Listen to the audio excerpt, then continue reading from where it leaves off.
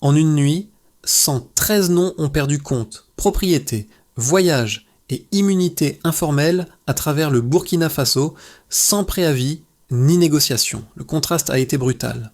Des élites réputées intouchables ont été neutralisées pendant que l'État invoquait la sécurité nationale, non la vengeance collective. Que signifie ce basculement pour la société lorsque Ibrahim Traoré affirme que l'argent, jadis bouclier, devient une arme contre la nation? Un pays change de phase, la peur circule autrement, et le rapport de force se redessine durablement sous le regard attentif des citoyens. Cette séquence ne se limite pas à une opération sécuritaire spectaculaire. Elle engage une promesse implicite et des enjeux élevés pour l'État comme pour la société. La promesse est simple à formuler, plus difficile à tenir. Restaurer l'autorité publique sans basculer dans l'arbitraire. Pour les citoyens, l'enjeu est immédiat. Savoir si la rupture annoncée protège réellement la collectivité ou si elle ouvre une zone d'incertitude durable. Du côté du pouvoir, le risque est double. D'un côté, agir contre des élites économiques et médiatiques peut consolider la crédibilité d'un État longtemps perçu comme impuissant. De l'autre, une telle décision expose à des représailles politiques, juridiques ou informationnelles à l'intérieur comme à l'extérieur du pays.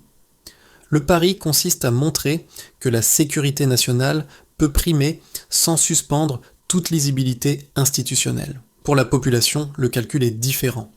Beaucoup attendent des résultats concrets. Moins de violence, plus de cohérence, des règles appliquées sans distinction. Si ces effets tardent, l'adhésion initiale peut se transformer en doute. L'opération devient alors un test, non pas de force mais de cohérence entre discours, procédures et impact réel. Le chiffre a précédé l'explication: 113 noms identifiés, des comptes gelés, des déplacements suspendus et une chaîne financière brusquement interrompue. Selon les autorités, cette décision a visé un noyau interne accusé de préparer l'assassinat du président et le renversement de l'État dans un calendrier resserré. Ce mini-révélateur a déplacé le regard. Il ne s'agissait plus d'une crise diffuse, ni d'un simple affrontement politique, mais d'une opération décrite comme structurée, anticipée et financée. Les services de renseignement ont présenté l'argent non comme un symptôme secondaire, mais comme l'outil central de la menace. Dans ce cadre, les banques, les sociétés écrans et les relais médiatiques sont devenus des terrains de confrontation aussi sensibles que les casernes. Le contexte éclaire la portée de cette bascule. Pendant des années, une partie de la population a intégré l'idée que certaines figures étaient hors d'atteinte, protégées par leur réseau, leurs ressources et parfois des appuis extérieurs. Cette perception a façonné une forme de résignation collective. La décision de geler les avoirs, sans négociation discrète, a fissuré ce réflexe. Elle a signalé que la sécurité nationale pouvait s'exercer au cœur même des mécanismes économiques et institutionnels. C'est dans cet espace que s'inscrit Ibrahim Traoré. Son pouvoir n'est pas présenté comme charismatique ou symbolique, mais comme opératif, capable d'interrompre des flux et de contraindre des acteurs habitués à l'impunité. Les critiques y voient un précédent risqué, susceptible de durcir les clivages. Les partisans y lisent une clarification. La souveraineté ne se défend pas uniquement aux frontières, mais aussi dans les ministères, les banques et les médias. À ce stade, le débat s'est déplacé. Il ne porte plus seulement sur l'existence d'un complot, mais sur son étendue, ses relais et sa capacité à s'infiltrer durablement dans l'État. C'est cette question, plus que l'annonce initiale, qui a ouvert une nouvelle phase de confrontation. Pour comprendre les effets immédiats de cette décision, il faut quitter le sommet de l'État et observer les réactions au niveau intermédiaire. Des officiers de terrain, des fonctionnaires bancaires et des responsables locaux ont servi de révélateurs. Ils n'étaient ni les cibles principales, ni les architectes du plan, mais ils ont ressenti les premiers déplacements de lignes. Les procédures ont changé, les validations se sont accélérées, et une prudence nouvelle s'est installée dans des espaces autrefois routiniers. Dans plusieurs administrations, la consigne était claire. Appliquer les mesures sans distinction, sans traitement informel. Cette rigueur a produit un choc discret mais réel. Des dossiers longtemps bloqués ont été rouverts, des circuits de financiers réexaminés, des habitudes interrompues. Pour certains agents, cela a signifié une protection nouvelle, pour d'autres, une exposition soudaine. L'État cessait d'être abstrait, il devenait présent dans des décisions quotidiennes. Du côté des citoyens, l'impact a été perceptible à travers des signaux faibles. Les discussions se sont intensifiées dans les quartiers, les marchés, les lieux de travail. La question n'était pas juridique, mais morale. Si des figures puissantes pouvaient être contraintes, alors les règles pouvaient enfin s'appliquer. Cette perception a renforcé une vigilance collective, sans euphorie, mais avec une attention accrue aux actes du pouvoir. Ibrahim Traoré apparaît ici moins comme un symbole que comme un point de fixation. Son rôle, tel qu'il est perçu, consiste à assumer le coût politique de décisions qui rompent avec une longue tradition de compromis silencieux. L'effet précoce n'est pas la stabilité totale, mais un déplacement des attentes. L'État est observé, testé, évalué sur sa constance. Le sens devient clair, la sécurité ne repose plus sur des discours, mais sur des actes vérifiables. Avant cette séquence, la crise semblait suivre un schéma familier. Attaque dispersée, communiqué rassurant, enquête lente, puis retour à une instabilité chronique, rien n'indiquait une rupture immédiate. Les signaux existaient pourtant. Des flux financiers inhabituels, des contacts prolongés entre anciens réseaux de pouvoir et une activité médiatique jugée anormalement coordonnée. Selon les autorités, ces éléments formaient un arrière-plan discret, rarement perçu comme une préparation active. Le point d'activation a été administratif, non militaire. Le gel simultané des avoirs a interrompu des paiements, bloqué des intermédiaires et rompu des chaînes de coordination. Cette décision a transformé une menace latente en confrontation ouverte. Là où les complots du passé prospéraient sur le temps long, celui-ci s'est retrouvé compressé. Les délais ont disparu, les marges de manœuvre aussi. L'argent, moteur silencieux de l'opération, a cessé de circuler. Le moment de tension maximale n'a pas pris la forme d'un affrontement visible. Il s'est manifesté par une série de réactions en cascade. Des communications se sont tues, des rendez-vous ont été annulés, des acteurs secondaires ont disparu du paysage public. La machine, décrite comme sophistiquée et patiente, s'est enrayée avant son exécution finale. Cette panne soudaine a révélé la nature du dispositif, moins une insurrection qu'une entreprise structurée, dépendante de ressources continues. Dans cette phase, Ibrahim Traoré a assumé une posture de frontalité. Le discours officiel a insisté sur la sécurité nationale, refusant le vocabulaire de la revanche. Cette ligne a été maintenue malgré les critiques internes et externes. Le choix n'était pas de calmer immédiatement les tensions, mais de montrer que l'État acceptait le risque politique d'une exposition publique. Les mesures ont été appliquées à visage découvert, sans négociation parallèle connue. Les premiers contre-coups ont suivi rapidement. Des tentatives de désinformation ont émergé. Des récits concurrents ont circulé, cherchant à présenter l'opération comme arbitraire ou dangereuse. En parallèle, les autorités ont affirmé que certaines violences armées observées auparavant relevaient d'une stratégie de saturation destinée à fatiguer les forces de sécurité et à détourner l'attention. Cette lecture a reconfiguré l'interprétation des événements récents. L'après-coup n'a pas signifié un retour au calme, mais une clarification. La population a compris que ce qui avait été interrompu dépassait un épisode isolé. Il s'agissait d'un système mis à nu, dépendant de la discrétion, de la fragmentation et du silence. En coupant son financement, l'État a déplacé le centre de gravité du conflit. La crise n'était plus seulement sécuritaire, elle devenait institutionnelle, morale et durable. Avant le gel des avoirs, la menace était décrite de manière qualitative. Soupçons, signaux faibles, intuition sécuritaire. Après la décision, le registre a changé. Les autorités ont commencé à communiquer en chiffres, non pour impressionner, mais pour matérialiser l'ampleur du dispositif démantelé. Ce passage d'un récit diffus à une démonstration chiffrée a servi de pivot. Il visait à montrer que l'opération ne reposait pas sur une lecture politique subjective, mais sur des éléments mesurables. Le premier indicateur est resté central. 113 personnes identifiées comme nœuds financiers, médiatiques ou logistiques. Ce nombre ne renvoie pas à une masse indistincte, mais à un réseau qualifié, composé d'anciens responsables politiques, d'officiers, d'hommes d'affaires et de figures de médiatiques. Selon les services de renseignement, cette concentration expliquait la capacité du complot à agir simultanément sur plusieurs leviers. Un réseau réduit, mais structuré, est plus difficile à détecter, plus rapide à mobiliser. Le second chiffre a marqué l'opinion.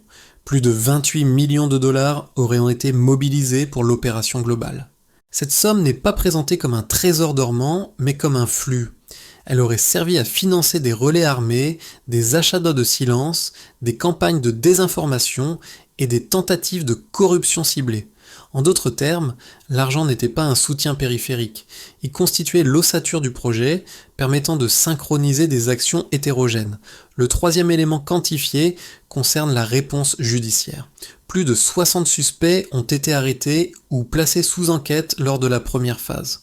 Ce chiffre a une fonction précise. Montrer que le traitement ne s'est pas limité aux annonceurs visibles ou aux figures symboliques. Il inclut des acteurs intermédiaires, souvent invisibles dans les crises précédentes, mais indispensables à la circulation de l'argent et de l'information. Chaque arrestation a été présentée comme un maillon, non comme une fin en soi.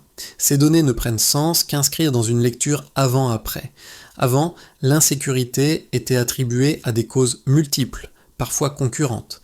Après, les autorités ont affirmé l'existence d'un schéma reliant violence armée, saturation psychologique et pression politique. Le chiffrage a servi à relier ces dimensions sans en créer de nouvelles. Il ne prétend pas expliquer toute la crise, mais il redéfinit ce qui est désormais visible. Dans ce cadre, Ibrahim Traoré apparaît comme le garant d'une méthode, rendre lisible ce qui, jusqu'alors, se dissimulait dans la complexité. Les chiffres ne ferment pas le débat, mais ils déplacent son terrain.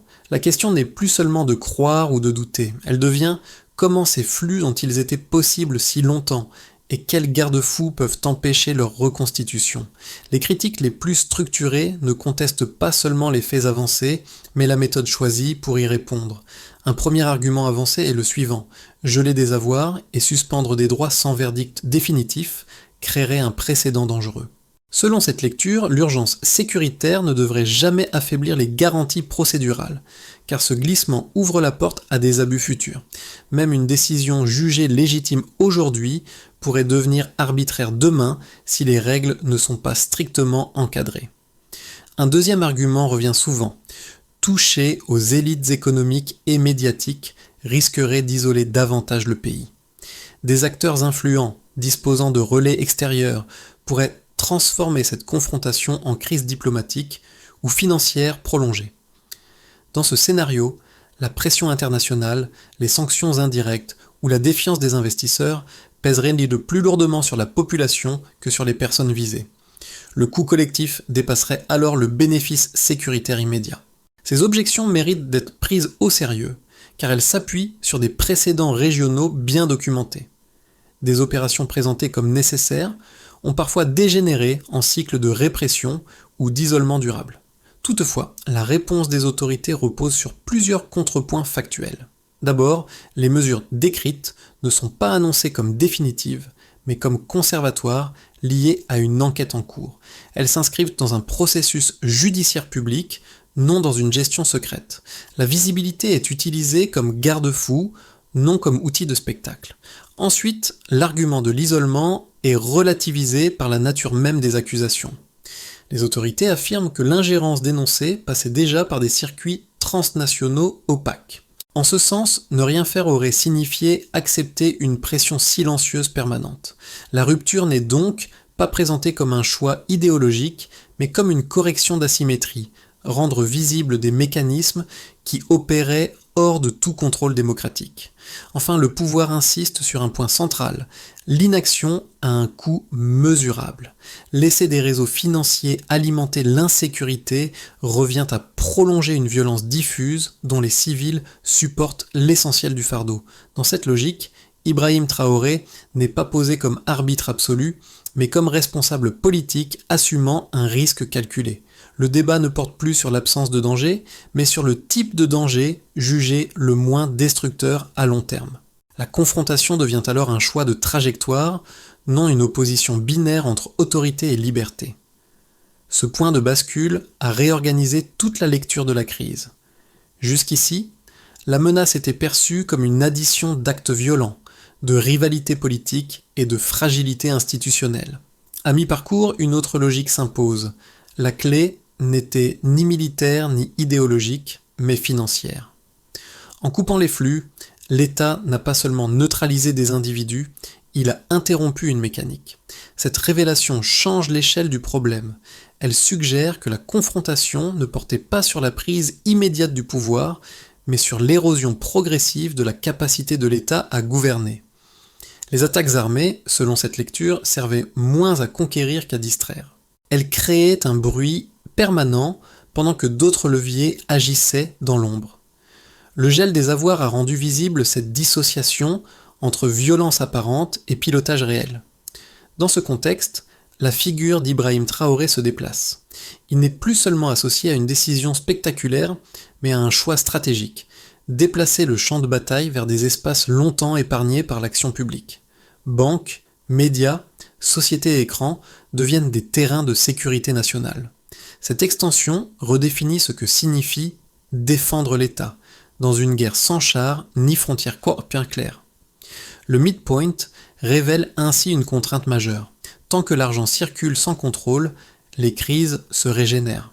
En le bloquant, l'État ne gagne pas automatiquement, mais il force l'adversaire à changer de forme, à se rendre plus visible, plus vulnérable. Ce déplacement n'achève pas le conflit, il en modifie profondément les règles et prépare la lecture des conséquences concrètes à venir. Les conséquences de cette séquence ne se mesurent pas uniquement au sommet de l'État.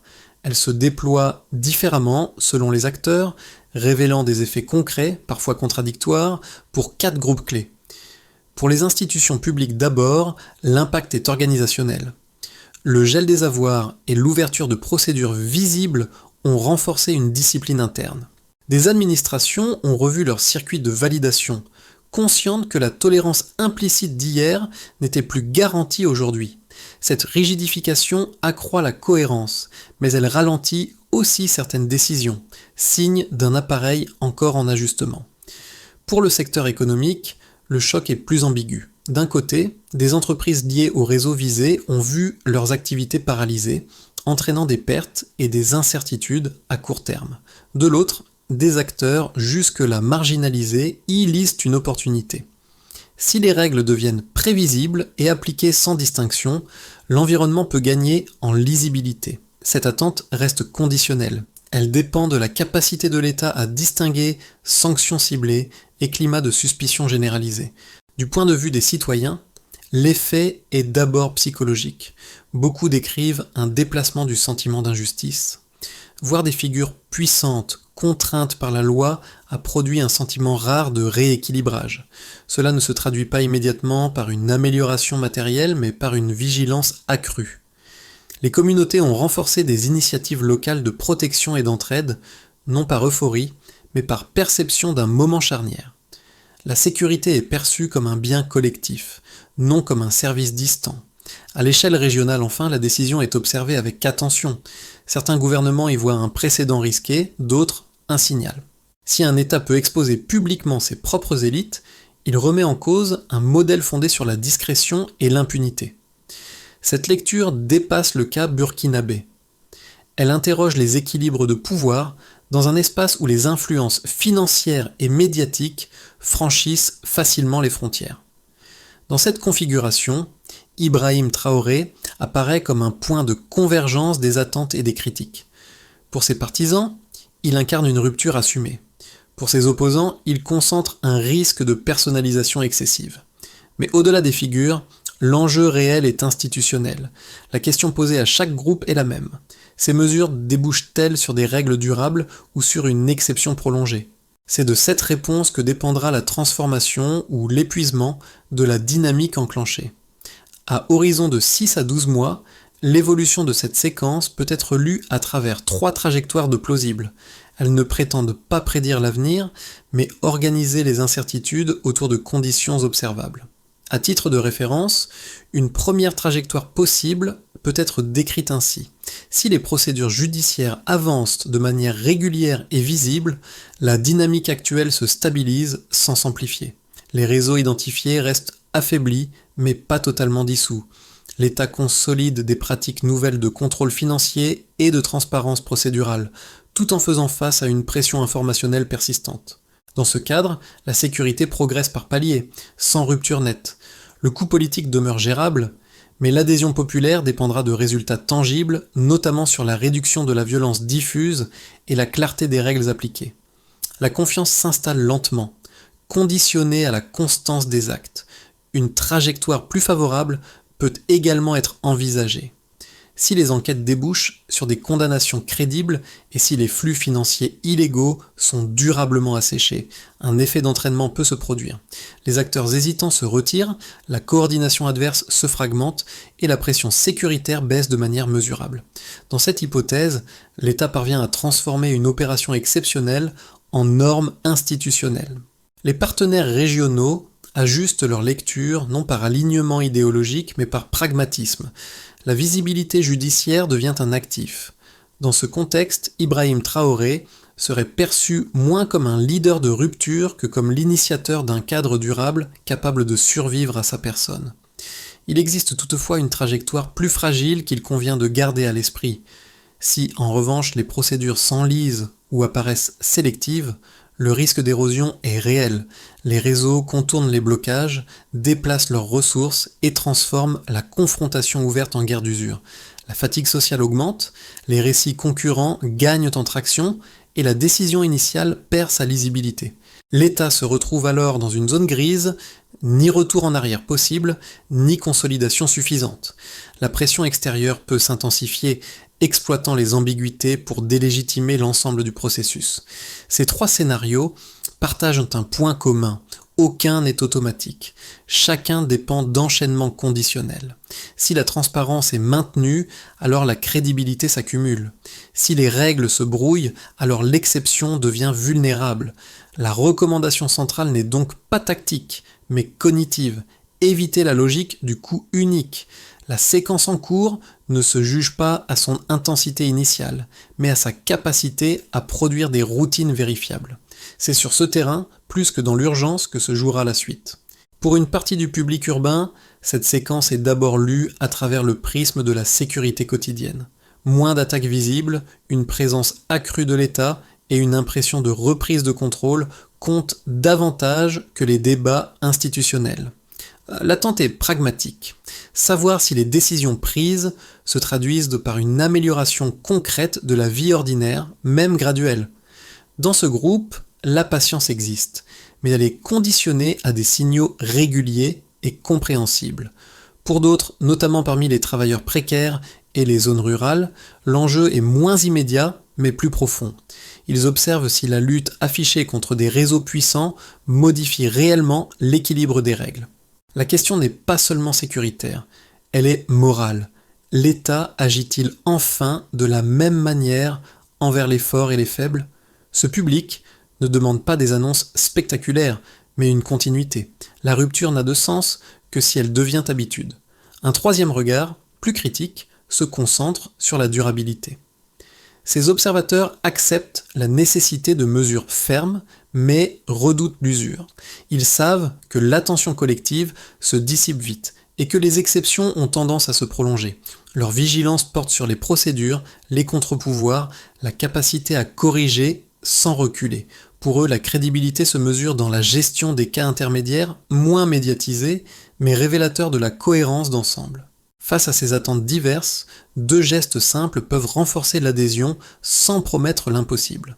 D'abord, expliquer régulièrement ce qui avance et ce qui bloque, sans dramatisation ni triomphalisme. Ensuite, distinguer clairement les mesures temporaires des règles durables, afin que chacun comprenne où s'arrête l'exception et où commence la norme. Ce moment ne demande pas l'adhésion aveugle, mais une attention active.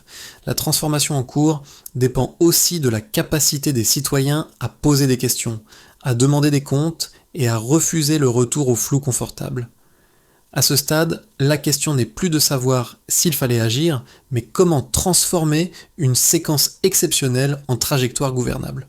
Les autorités ont esquissé une feuille de route en plusieurs étapes, présentée comme progressive et mesurables. La première consiste à sécuriser le cadre judiciaire.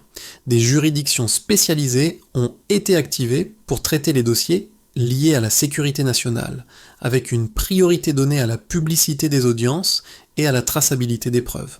L'objectif affiché est simple, empêcher que l'urgence ne se traduise par l'opacité. La deuxième étape concerne le contrôle des flux financiers. Il s'agit d'installer des mécanismes de surveillance pérennes capables de détecter les schémas de fragmentation, de sociétés écrans et de transferts transnationaux. Cette tâche implique les autorités financières, mais aussi les banques et les organismes de régulation.